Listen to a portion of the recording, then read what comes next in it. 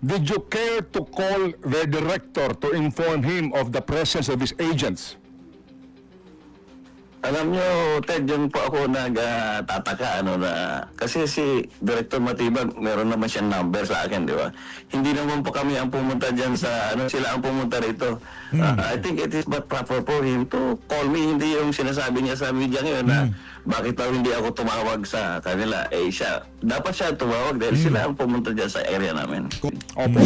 Pero po, noong Monday, yung habulan, doon po inaamin ni SP Soto, ni former SP Soto, at maging nung dati rin po, no, na inyo pong pinalitan, na may koordinasyon, no, sa USAA, yung NBI, doon sa sinasabi nga na pag-aresto kay Ginoong Bato. Yan po ay settled na issue. Ngayon, dito po sa, nandidiyan kayo sa ledge, dapat tumawag kayo sa amin per cortesia. Sa panahon yon, ang sinasabi po nila, kung wala naman umano na intensyon na pumasok sila, kayo ho mismo as in naghihintay kayo na sila ang tumawag sa inyo. Hindi ko kayo nagkusa man lamang bilang USAA chief para maiwasan po ang gulo as kumbaga po parang pananggalang na lang para malaman ano ba itong ginagawa ng mga wala ho kayong pagkukusang ganon. Ted, ganito po, Ted, nakakapagtaka naman na noong si Senator Soto po ang Senate President, nag-coordinate po sila. Nung pumulit po si Senator Cayetano, wala namang problema Ano po magkakaiba ng Senate President Kami po, pantay lang po kami ng bakit po siya hindi tumawag sa o nag-request naman sa aming Senate President? Yan. Opo. I think for a professional public servant, it is but proper for him to extend due courtesy kung meron siyang gagawin sa property Opo. o sa area ng isang may bahay o may-ari ng bahay. Opo. Opo. Naunawaan po.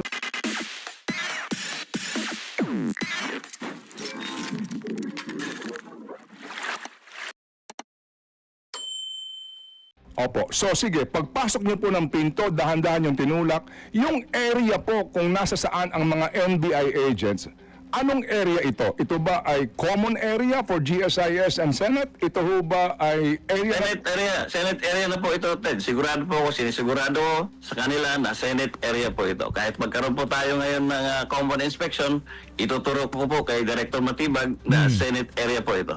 Alright. So Nako, Matibag, yari ka dito. Pati ata itong si Sir Mawa Plasca, gusto na nila rin patanggal bilang Senate Sergeant at Arms. Hindi na lang ho itong si Senator Alan Peter Cayetano ang gusto nila ngayong patanggal bilang Senate President. Marami ho sa mga taga-mainstream media, hindi ho nila nagustuhan yung pag-alis nitong si Senator Bato de la Rosa dyan sa Senado. Interview ho nitong si Mawa Plasca dito kay Manong Ted Pailo ng ating pag-uusapan dito sa video na to. Pambira, double time! Biyernes na, Brad. Biyernes na, pagkakaalam ko. Pagka Biyernes, pahinga na Diba? Martes, Miyerkules pa nga lang, wala na, pero ngayon nandyan pa. Wala namang kalwaran si Senator Bato de la Rosa. Uy, ako sang-ayon naman ako sa damit na yan nitong si DJ Chacha. Serve the people. Sabihin natin yan sa Malacanang. Sabihin natin yan doon sa mga senador na ayaw mag-imbestiga sa mga maanumalyang flood control. Let's go! Hype CPH. Hype CPH. May kape tayo, may kape. May kape. Kaya hype tayo. Hype.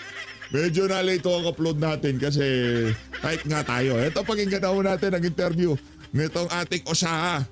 Mawa Plasca. Pag nagkaanak ako, ipapangalan ko Mau. Mau ang ipapangalan ko. Matapang! Okay.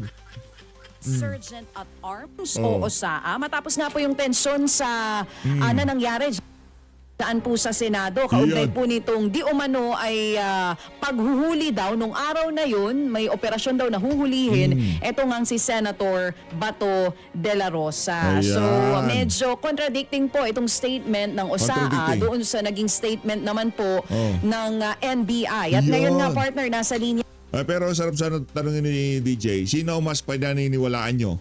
Ang USAA o ang NBI? Sinong gusto yung maging Senate President? Si Senator Alan o si Tito Soto? Ang papahay ng tanong mo, PH.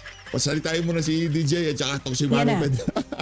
Maganda umaga po at salamat sa panahon, General Ang unang sasalansan itong si Manong Ted. Pagka ang unang sumalansan si Manong Ted, may ibig sabihin yan. Flash Ano ka. mo, Manong Ted? Good morning po, sir. Meron tayong isa pang interview dito ha. Importante ito sana na kasi may mga katanungan tayo, baka mahaba-haba ang mga sagot.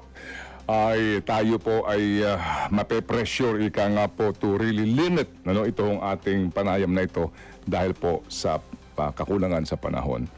Good morning po, General. Good morning, General. Good morning po. Salamat po sa panahon. Po. Sige po, diretsuhin ko na. Can you hear me, General? Okay naman po. Naririnig ko po kayo. Okay, thank you very much. Sir, ito lang po, no? Kasi wala na ho kaming sapat nga na oras. Sorry po. At kayo po kasi confirm na medyo late na rin po sa ating pong imbitasyon. Ganito po, meron kayong mga panayam at inyong binabanggit, Yan. na nung nangyari po yung baril, yung putukan, in the afternoon. Magaling na rin ang News 5. Magaling na rin. Magaling na rin palakpakan natin ang News 5. Yan ang mga salitang kinagamit sa YT. Mahusay News 5. Pa lang, nakita nyo na po sa CCTV yung umano'y mga ahente ng NBI, tama po? Tama po, Ted. Opo. Saan po yon banda sa Senado? Marami pong area, Ted, na na-observe namin na may presence ng armed individuals. At nakikita namin sa CCTV namin. Nakikita din namin yung mga media footages na upload sa social media. Okay, NBI agents, can you just mention po, marami dyan sa Senate vicinity ho ba ito? Saan pong banda? Yan. Magandang tanong yan kasi pinagsasaluhan yan ng GSIS at ang Senado. Magandang tanong yan. Kung i-describe ko, Ted, yung kinalalagyan nila doon sa pinuntahan namin na area, ito po ay labas ng building pero Labas ng nasa building. ledge po ito. Alam niyo po sa building, di ba, sa side, doon po nakalagay yung mga makina ng split type aircon. Doon po namin sila nakikita. Okay. Opo, nakikita niyo po sila doon sa mga lugar na ito through CCTV, including ho ba doon po sa area kung saan po nangyari yung pong putukan? Tama po, nakikita po namin. As early as what time po ito? Kung hindi ako nagkakamali, Ted, mga more or less starting 6 o'clock, napapansin na po namin na nag-occupy na po sila ng mga area na pasok na po sa side ng Senate. Papasok, as in papasok. Kasi pasok na po sa area yung kanilang pinagpwestuhan. Pasok na ho sa inyong jurisdiction. Tama po, Ted. Although hindi ito inside the building, but yung ledge po, Okay. kasama na po sa area ng Senado. Did you care to call the director to inform him of the presence of his agents? Alam nyo, Ted, yun po ako nagtataka, kasi si Director Matibag, meron naman siyang number sa akin, di ba? Hindi naman po kami ang pumunta dyan sa, sila ang pumunta rito. I think it is but proper for him to call me, hindi yung sinasabi niya sa media ngayon na bakit daw hindi ako tumawag sa kanila. Dapat siya tumawag dahil sila ang pumunta dyan sa area namin. Correct. Palakpakan natin ito si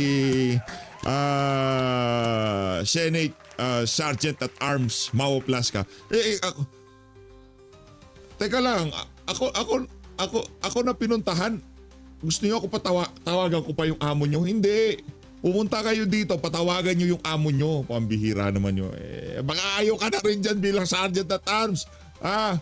Sir Mau Plasca. Opo.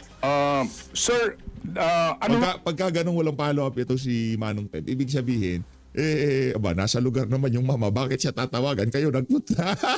Palakpakan natin to si Manong Ted. Palakpakan natin si Manong Ted. Let's ba go. yung agam-agam noong presensya po ng NBI doon po sa binabanggit yung mga ledge na ito? So ibig sabihin nung napanood natin video niya na meron tayong aarestuhin. Ibig sabihin talagang nakikita na ng Senate Sergeant at Arms sa talagang merong gumugusto na merong mangyari sa loob ng Senado. Ano ba? Kasi do you appreciate the fact na kung hindi po papasok sa Senado ang mga NBI agents, they have the responsibility na tiktikan kung sakasakali na baka lumabas ng Senado si Ginoong Bato, bahagi po ng kanilang supposed to be hindi na implement na mandate to arrest the senator. Nako po. Walang mandato ang NBI na mag-implement ng warrant. Para sa atin kasi wala akong jurisdiction dito ang ICC. No, yun ang atin dito, pero kung yun ang kay Manong Ted na merong jurisdiction, merong obligasyon ang NBI na arestuin itong si Senator Bato, gayong sinasabi naman sa ating batas at batas ng ICC, kailangan mo nang dumaan sa lokal na korte. Hindi ura-urada aarestuin at paglabas ng ICC warrant i-implement sa Pilipinas. Hindi, idadaan mo na sa local courts. Sa gayong paraan, ma-exhaust ng Pilipino ang lahat ng legal remedies para maprotektahan naman kanyang sarili dito sa kanyang bansang tinubuan. Ted, very unusual po yung sinasabi ni Director Matibag dahil ang kailangan lang po nilang gawin ay tawagan po nila ako, si Senate President, at mag-coordinate sila sa amin, magpadala po sila ng tao. Katulad ng usual na nangyayari in the past na pag meron silang gustong gawin sa area ng Senate o sa vicinity ng Senate, nakipag-coordinate po sila sa amin at sinasamahan pa nga namin sila doon sa kanilang gustong gawin. Opo. Pero po, noong Monday, yung habulan, doon po inaamin ni SP Soto, ni former SP Soto, at maging nung dati rin po, no, na inyo pong pinalitan, na may koordinasyon, no, sa USAA, yung NBI, doon sa sinasabi nga na pag-aresto kay Ginoong Bato. Yan po ay settled na issue. Ngayon, dito po sa, nandidiyan kayo sa ledge, dapat tumawag kayo sa amin per cortesia. Sa panahon yon, ang sinasabi po nila, kung wala naman umano na intensyon na pumasok sila, kayo ho mismo as in naghihintay kayo na sila ang tumawag sa inyo. Hindi ko kayo nagkusa man lamang bilang USAA chief para maiwasan po ang gulo as kumbaga po parang pananggalang na lang para malaman ano ba itong ginagawa ng mga wala ho kayong pagkukusang ganon. Nagkusa na nga itong si Mawa Plasca, lumabas na nga siya sa vicinity ng Senado. Tinignan na niya kung merong mga Ngayon, kung nakita na niya, meron nga noon pa lang meron na nagche-check sa mga sasakyan ng mga opisyal na dumadaan diyan sa gate ng Senado. Meron nang ganun Meron na bago pa lang nangyari ang lahat ng yan, nandiyan ng NBI. Ngayon yung presensya ng NBI dun sa GSI, hindi sa pinagtatanggol ko itong si Mau Plasca kasi nasubaybayan natin yan, di tayo natutulog dahil sa kape, di ba? Yung mga presensya ng NBI, pakalat-kalat ni sila dyan. Ang nagkaroon sila ng problema, nung sinubukan na nilang i-drill at pasukin yung Senado. Kumbaga mabilisan na yun. Diba? Nakikita na sila sa CCTV. Anak na to, pa sila tatawag. Anak na to. NBI na nga gumagawa ng problema Sila na nga ang lumalampas doon sa mga lugar na dapat hindi nila puntahan. Tapos ang NBI, ang Senado pa ang tatawag. Ang kausap po natin dito ang tagapagtanggol ng Senado. Yun nung NBI, di ko alam, aso ni Marcos Jr. yan ngayong mga panahon na to. Ted, ganito po, Ted, nakakapagtaka naman na noong si Senator Soto po ang Senate President, nag-coordinate po sila. Nung pumulit po si Senator Cayetano, wala namang problema Ano po magkakaiba ng Senate President Kami po, pantay lang po kami na bakit po siya hindi tumawag o nag-request naman sa aming Senate President? Yan. Opo. I think for a professional public servant, it is but proper for him to extend due courtesy kung meron siyang gagawin sa property Opo. o sa area ng isang may bahay o may-ari ng bahay. Opo. Naunawaan po namin bakit nung panahon ni SP Soto nag-coordinate kayo. Kasi that time daw po kasi aarestuhin nila. But in this time po naman daw, wala pong ganung plano. Kung hindi, ayon po sa kanilang pahayag nga, intelligence gathering lang po. But just Intelligence gathering, dinidrill yung pinto. Intelligence gathering ba yun? Alam ko yung intelligence gathering, tahimik. Walang nakakaalam. Diba? Nagbabayad ka dyan ng kung sino-sino para malaman mo ang exact location ni Bato. Pero intelligence gathering nyo naka-live. naka-live habang dinidrill nyo yung pinto, hindi intelligence gathering yun. Ang tawag doon pagsugod. It's the same. Opo. Paano po namin malalaman, Ted, yung kanilang intention kung hindi sila nakikipag-usap sa amin? Opo. Naunawaan po natin yon, ano po, na dapat nga, kung kayo nandidiyan, magsabi kayo sa amin. So, hindi po sila nagsabi. Ngayon po, yung binabanggit ninyo ng mga CCTV cameras na yan, doon po sa pinangyarihan mismo ng putukan, yung pong pintuan na iyon, nasaan po ang CCTV doon? Hindi ko po masyado pero pinare-review ko ang mga CCTV. May mga nakukuha naman kami na footages. Pero hindi ko po masabi ngayon kasi hindi ko man na-review pa lahat. Marami po yun Opo. Kasi hindi lang po doon sa area na yun ang presence na nakita namin. Marami po sa ibang floors. Mayroon din po silang mga tauhan. Sa ground floor, sa fifth floor. Marami po. Ted, hindi ko po masabi ngayon dahil mahaba po yung CCTV na re-review namin. Opo, yun nga po. Pero yun ho, di ba ho, doon sa kung saan po nandoon yung mga media, di ba yung dulo ng second floor na iyon, yun po ay merong bridge papunta mismo sa area ng GSIS, tama? Tama po, Ted. Okay, opo. Yung bridge na iyon, nasaan ang pinto? Before the bridge or after the bridge? Ang bridge kasi ito yung open area na ito, Ted, Tapos sa magkabilaang side po, may mga pinto po kami, may emergency exit po. So, sa labas po ito. Ang pinto po ay before the bridge. Ang pinto ay before the bridge. Sino ang may hawak ng susi noong pagbubukas ng pinto papunta doon sa bridge? Ted, emergency exit po ito. So, wala po itong susi. Tinutulak lang po ito from the inside. Okay, so meaning ito ho ay emergency exit na maaaring dinadaanan din po ng mga kawani ninyo papunta doon sa bridge kung saan po may kanting din yung GSIS. Hindi ko po kabisado sa GSIS sa GSIS side. Hindi ko po alam kung ano yung meron doon sa kabilang side po. Okay, so yung pinto na ito kaninyo, walang lock ito. Wala pong lock from the inside po. Pwede po itulak nito kasi fire exit po ito. Kung magkakaroon ng sunog, itutulak lang po ito from the inside. Mabubuksan na po. Sige. Nung ho ba kayo pumunta doon sa dulo ng second floor, kayo ho ba ang nagtulak ng pinto papunta doon sa bridge? Kami po ang nagbukas sa Ted. Dahan-dahan po, sinilip po namin sila at doon po namin na-confirm na meron pong armed individual sa area na kasama na po sa Senado. Okay. Yung pong area po kung saan ninyo naispatan ninyo ang mga armado ito ng kalalakihan, NBI agents na human na-confirm ninyo? Nakikita po namin yung uniforme nila at saka nung pag-challenge naman namin nagpakilala din po sila na NBI agents. Opo. Kaya po nagbigay po kami ng verbal warning na ibaba nila yung mga baril nila. Opo. So sige, pagpasok niyo po ng pinto, dahan-dahan yung tinulak. Yung area po kung nasa saan ang mga NBI agents, anong area ito? Ito ba ay common area for GSIS and Senate? Ito ho ba ay area? Senate area na po ito, Ted. Sigurado po ako, sinisigurado ko sa kanila na Senate area po ito. Kahit magkaroon po tayo ngayon ng common inspection, ituturo ko po kay Director Matibag na Senate area po ito. Yeah. Alright. So yung Nako, Matibag, yari ka dito.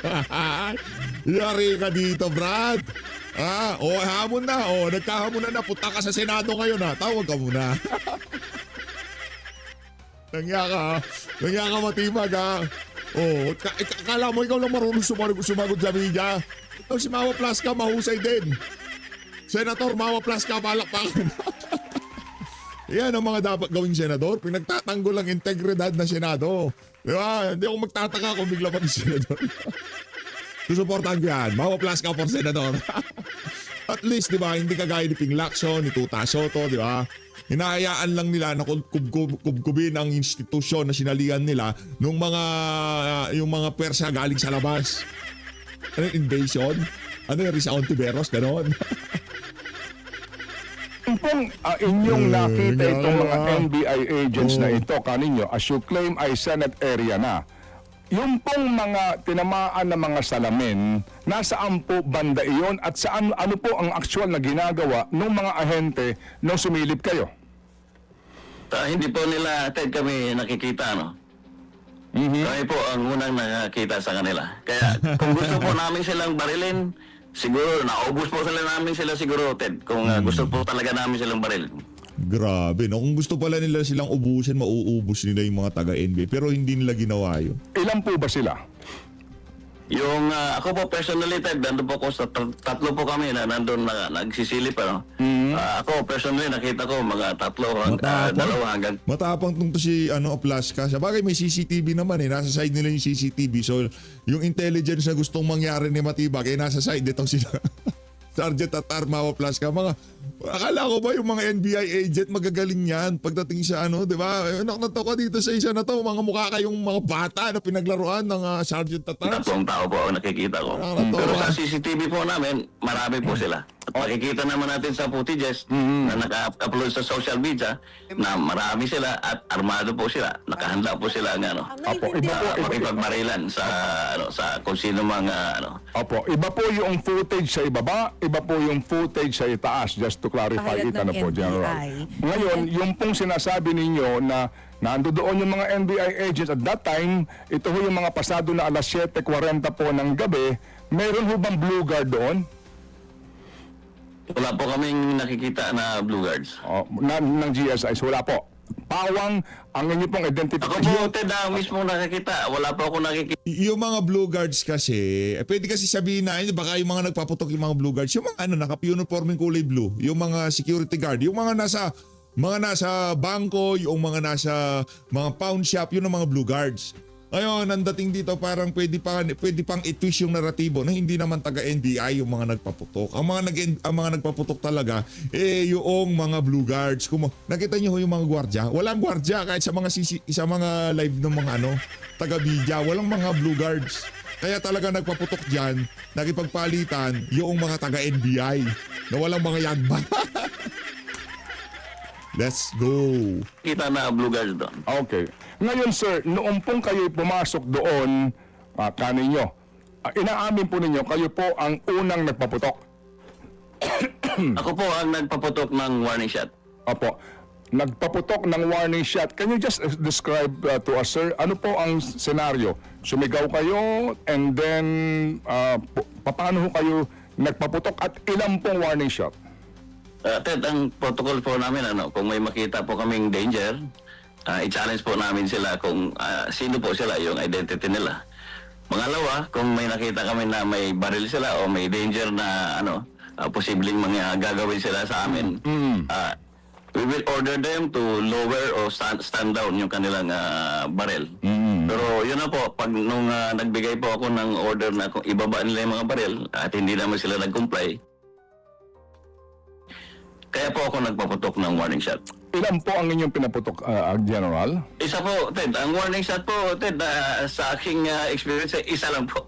Isa lang. Wala pong warning shot na more than one. Opo. Per your version of the story, ano po? Isa lang ang warning shot. Nagpaputok kayo ng isang beses. Ngayon, tatlo ho ang nakita ninyo doon na mga ahente. Yung inyong visuals po, tatlo. Yes, madilim, Ted. Sa naaninag ko lang. So, mga dalawa, tatlo, parang gano'n. Okay. And then, sa kwento po ninyo, hindi sila, pinabababa nyo ang armas, pero hindi ginawa yun, itinaas yung armas na tumutok ho ba sa inyo? Yun po yung naaninag namin. Naaaninag ninyo. Tama, ano po? Tama po, Ted. Opo. Naaaninag po na. So you have the assumption po ninyo, naaaninag ninyo, pero hindi ka sigurado. Ted, sa haba po ng aking experience bilang law enforcement instinct po ito, Ted, to protect yourself. Correct, sir. At yan nga po din, dapat kang maging handa for any eventuality, lalo na kapag ang pinag-uusapan ay kaligtasan. Pero I'm sure, sir, bilang dati pong Chief ng Directorate for Operations ng PNP, kabisado po ninyo ang lahat ng mga regulasyon tungkol dito. Ano ba regulasyon po ninyo sa pagpapaputok ng warning shot? Pag may nakita po kaming danger, Ted, hindi po naman namin binabaril yung tao kaagad. So, kaya po, yun ang purpose po ng warning shot. To send the message na dapat mag-stand down po sila. Hindi po sila pwedeng hindi mag-comply sa aming ano. Opo. Dahil naka-ready po kami pagka mayroon po silang gagawin na hindi masama. Correct, sir. Na masama. Correct, sir. Napanood po namin yung visuals ano po, kung gaano kayo karami no, sa inyong likuran. No? Nung kayo nag-vest, nagkasa ng baril, at sinabi niyo may huhulihin kayo. Nakita po namin kung gaano kayo karami na Marines, naka-uniforme, pulis naka-uniforme, hindi pa kasama yung tropa niyo mismo sa USAA. Ano po? Tama po yun, di ho ba? Ang dami po ninyo, ano po?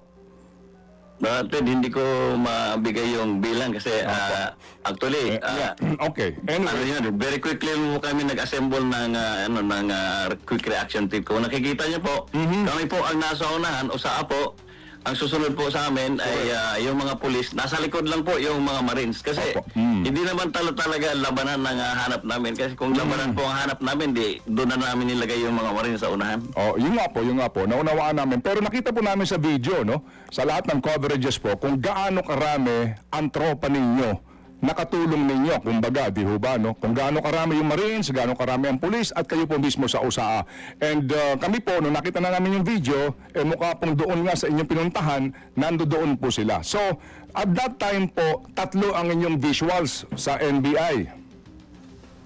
Yung actual lang po. Yeah, okay. Pero nasabi ko sa mga footages po na na-review namin, marami po kami nakitang arm. So, ang tawag po namin doon sa sa law enforcement at military parlance ay yung estimate of the situation. Yun, tama po yun. Base sa intelligence na papasok po sa amin, ganun po kadaming security yung Okay. pwersa na aming ihahanda. Opo. Kasi po, sir, para lang sa mga pulis na nakikinig ngayon sa atin, lalo na itong mga criminology students, Yeah, para mga maintindihan criminology. ito at malaman nila ang kanilang ang tamang panuntunan, ang sinasabi po sa inyong manual, sa pulisya po na inyong pong kinalakihan, Yan. the police shall not use warning shots during police operation except when the police officer is outnumbered Yan. and overpowered.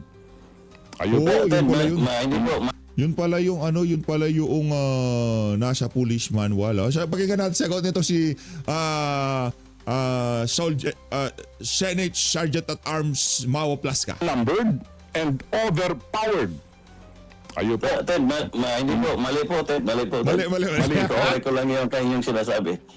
Ang warning shot po, ginagawa po namin pag meron po kaming na-perceive na danger sa buhay ng ating mga kapulisan. Yun pala yun. Sir, ito po ay official Directorate for Operations, PNP Revised Operational Procedures, Section 2.11. Ito Nako. ho ang nakasulat mismo sa inyong manual. With all due respect. Hello, Ted. Hello, Ted. Yeah, General. Opo. Ted, wala na po kasi ako sa PNP ngayon, Ted. So, hindi I ko know. po hindi ko Aray po mo. ma-reconcile yung sinasabi niyo. Pero, nung panahon ko po, Aray mo. ako'y bilang pulis, yun po ang pagkakaintindi ko, yun po ang appreciation ko ng aking nalaman. Opo. But ironically nga po, ako naintindihan ko po, no, kasi nga hindi na ho kayo police, pero ironically po, you have been the Chief of Directorate for Operations. At itong memo na ito, mismo po, ito ho yung libro para po sa operasyon ng PNP ay printed mismo at ginawa ng Directorate for Operations. Hindi na hubali, okay lang po yun. So anyway, opo, Director, ganito po. Magaling to si Mao Nagaga- Plasca. Di ako nagtataka bakit itong kinuhang Sergeant at Arms. Hindi siya pwedeng braso-brasuhin. Matikas tong si Mao Plasca. Ibang klase, grabe. O magkakaanak ko, ipapangalan ko Mau. Mau. Alit po si SP at ang iba na sinasabi stage daw po ito, di po ba, na ito ho ay parang drama at kaninyo mahirap din mag-stage na kasabot mo yung NBI, di ba, para gumawa kayo ng eksena, right? Tama po kayo, Ted. Kasi nga naman yung NBI ang pumutok din pero kayo din po Anak lang to ako ay stage live ammo yung ginagamit. Dapat pang airsoft pala yung ginamit nila dyan. Hindi yung talaga mga, di ba? Okay, fireworks na lang linagay dyan. bilang matagal na pong hepe ng Pambansang Pulisya, General, ano ba ang standard procedure kung dineklara ninyo na meron pong, kung alam ninyo, may intel na kayo, meron na kayong CCTV, na merong mga possible live shooter sa pupuntahan po ninyo na lugar at meron pong mga kaninyo, may mga armas na dala. Ano ba ang standard procedure sa crowd control? Crowd control. Pang crowd control. Hello. Na-karakter ba yan? Marami akong alam. Ted, hindi ko masyado maintindihan yung tanong niya. Opo. Sir, hindi ho ba sa panahon po ng na nangyari, hindi po ba sinabi ninyo, nagkasa kayo ng barel, nag-vest kayo, andun yung mga tauhan ninyo? Maglagay kayo ng pang crowd control. Mag-comment kayo dyan sa baba.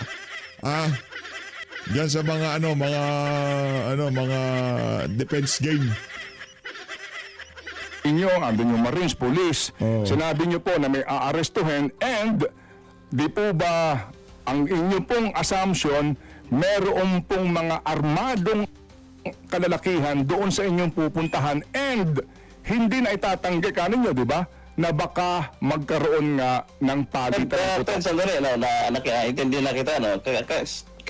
Kung saan nang galing yung siguro galing sa NBI yan, bakit Hindi po. Ted, sa inyo pong information, bago po kami nag-start ng operation, kinausap ko yung mga tao, kinausap ko po yung mga media, na we will declare lockdown within 5 minutes at pinakiusapan po namin sila to vacate the area dahil medyo dangerous po itong gagawin namin. Opo, hindi po. Ito po ay akin lamang pong sarili nga po din na pag-aanalisa at pag-aaral po sa sitwasyon at issue at mga balita, General. Ano po? Ted, kasi masyadong komplikado na hinihimay-himay natin procedure. Simple lang po ako, Ted. Unang-una po, dapat tanongin natin sa NBI. Opo, we will ask them. Ang purpose ng pagpunta po nila doon? Yes, sir. Definitely po. So, Okay. parang this is a total disrespect of the institution of the Senate. Bakit po sila hindi nagpapaalam ng maayos sa may-ari ng bahay? Ikaw, Ted, may bahay ka, di ba? Kung merong armadong tao na nandyan sa labas ng bahay mo, hindi ka ba maalarma? Opo. Our tendency is to protect ourselves, di ba? Yes, sir. Huwag po nilang dalan doon sa mga technicality na usapan. Gawin po nating simple. Respeto po ang hinihingi ng Senado. Respeto. Palakpakan natin itong siya.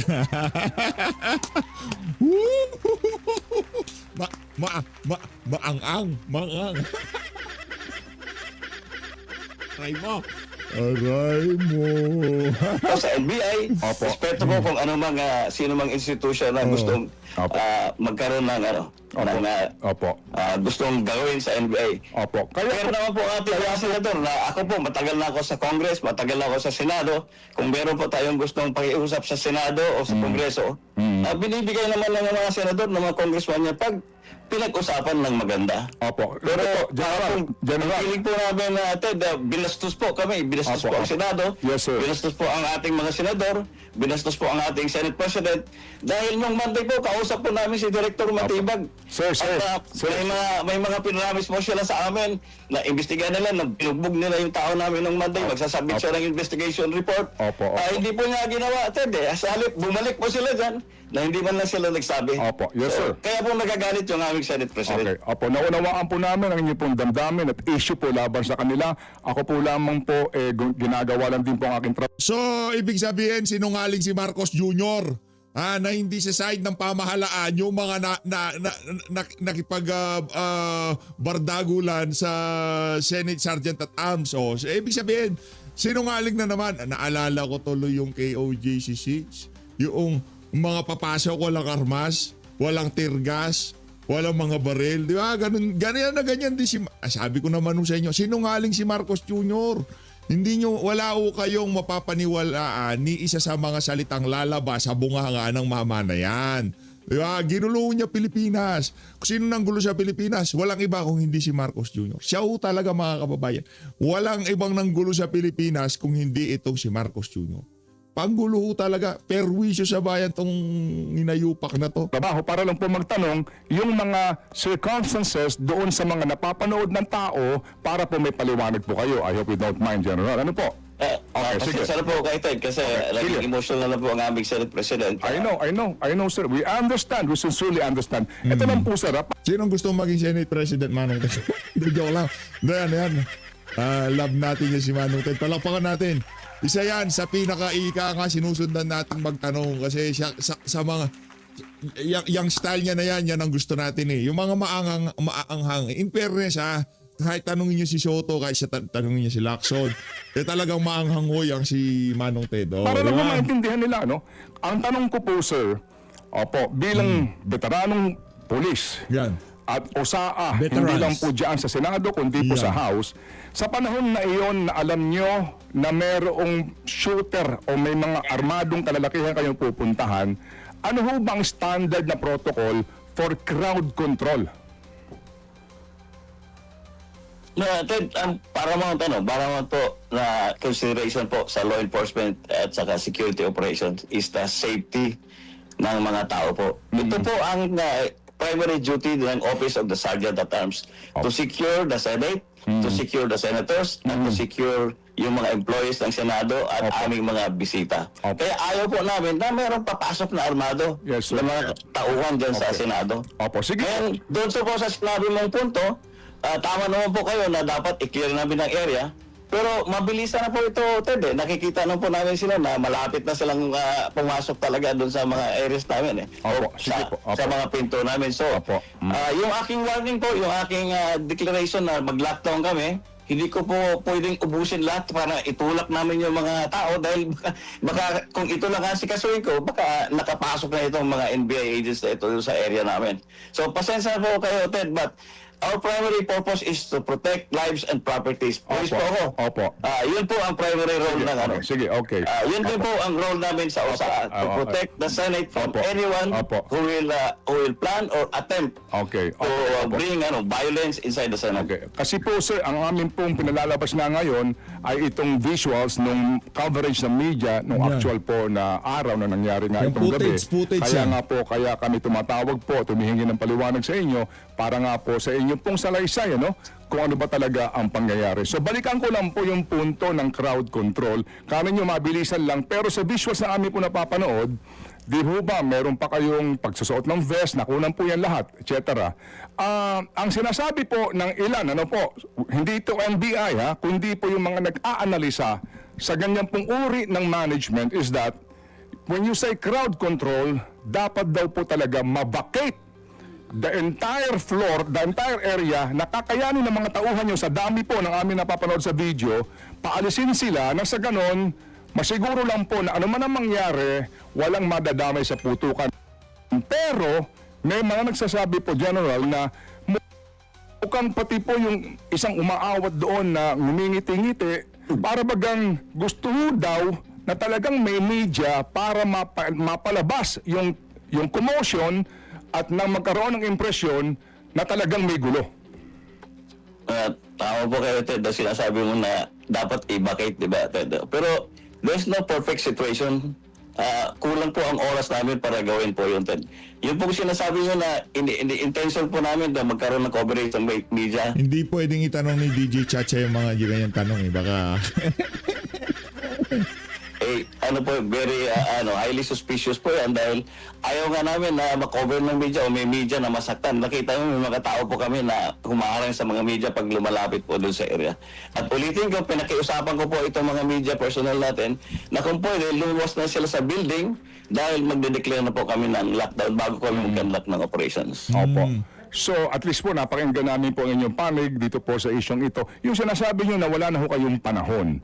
So, magmula po nung nakita ninyo, nung hapon pa lang, yung NBI agents, magmula po nung nakita po ng inyong mga tauhan sa CCTV, yung pamumuo ng mga ahente umano ng NBI, that time, wala pa kayong ginagawang plano how to address the situation?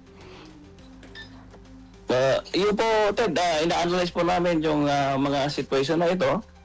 At ito po ang aming mga basis para po maghanda kami ng aming security response. Opo, opo. Hindi ho ba, sir, kung kayo po naghahanda na, nagmi-meeting na, hindi ho ba kasama kaagad ron na kung naman ang mangyari, dapat talaga po i-vacate the entire floor ng sino man pong hindi kasama sa OSAA at that time? Kung talaga Hindi lang po ang entire floor, yung entire building po, dapat po, yun po ang dapat mangyari. Dapat i-vacate po natin yung entire building para wala pong basaktan na civilian. Bakit po hindi ginawa yon? Kasi kagaya ng sinabi ko, Ted, wala na po kaming oras. Alam mo, kung nakita niyo sa video, nakahanda na yung nandito na yung aming mga security force, pero tumawag po sa akin. Dapat tinanong din bakit yung mga taga NBI noong nalaman na nilang may lockdown at meron na nasa loob sila ng teritoryo ng Senado, bakit hindi pa nila binakate yung Senate premises? Yung Tanong lang naman, kayo naman. Sergeant at Arms ng Congress, nagsabi sa akin na padating na yung articles of impeachment. Kaya sinuspend ko po yung pagkandak ng operation. Sinalubong ko po yung ating Sergeant at Arms sa baba para po i-secure namin yung articles of impeachment para dalhin po sa loob ng Senado. Okay. And then, doon pa lang po ako bumalik sa ating mga security forces para simulan po yung operations. Opo. Sige po. So sir, General, no, inaamin nga po ninyo, no, yun nga po ang nangyari sa sitwasyon na iyon.